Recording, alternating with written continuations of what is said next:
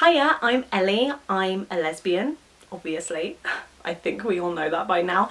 I'm 22 and I am very happily engaged. I'm a loser.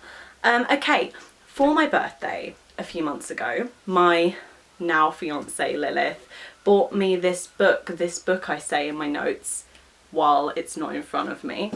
This book. I recommend this with my whole heart. It's called Now You See Me, Lesbian Life Stories, and it's a collection of interviews with older lesbians in Britain, which the editor Jane Trays has put together into one collection of stories. Reading these accounts, which are by women like me but who were unable to show their love for each other, has probably been the biggest reason I've yet encountered, though among many others, for living in the most visible, loud way that I'm able to as a lesbian woman who loves a lesbian woman. There's a lot that I could say about why lesbianism in itself is powerful as a form of love entirely separate from patriarchy, from traditions of ownership and violence and domination that come with heterosexual relationships and marriages historically, don't fight me. That, however, would be a whole other topic, so I'm going to leave it out of the video today. One of the testimonies that affected me the most in Lesbian Life Stories was by Leo. In her chapter of the book, she writes about when she got together with who would be her life partner, UA. She says, and I quote, "And that was it, absolutely, finally and forever. I remember UA saying over a Chinese lunch, I don't care if it's just for a fortnight. And I remember saying, well, I know I said it because she wrote it down.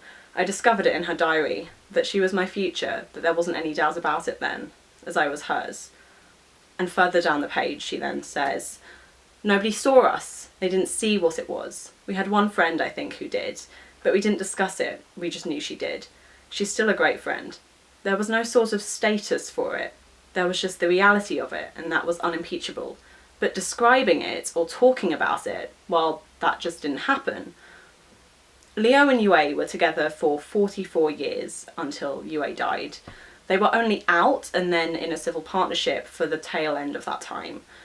I cried when I read their story. I cried again when I was writing down the notes for this video. If I am able to share my true lifelong lesbian love with the world in a way that these women were unable to do so, then surely it's my responsibility to do that.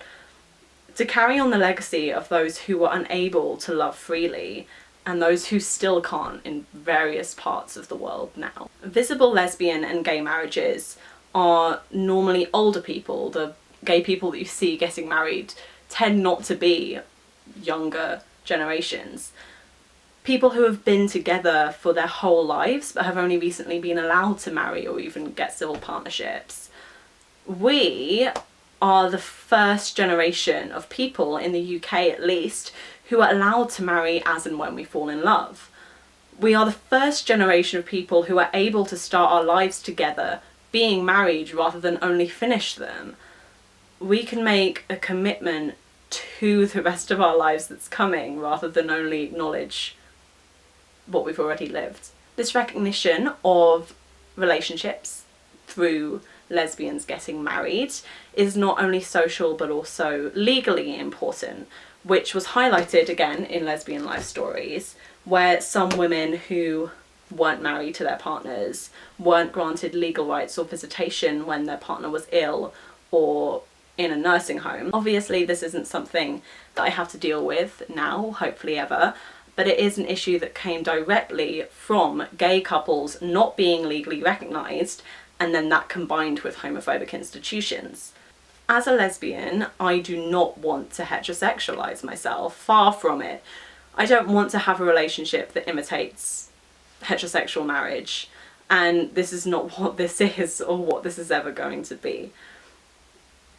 It's a lesbian marriage, two women promising to love each other for the rest of our lives. Like, I love Lilith, my fiance, with everything that I have. And I am honoured and so grateful to have the opportunity not only to show her that forever, but to show the whole world at the same time. and I'm never going to take that for granted, because it was fought for by people who came before me and people still. I spend every day of my life living loudly as a visible lesbian with a jacket that says dyke on the back, a top that says homo on the front, this one, pits and perverts, lesbian and gay men support the minors, LGSM, available at Gay's the Word or Houseman's Radical Bookshop.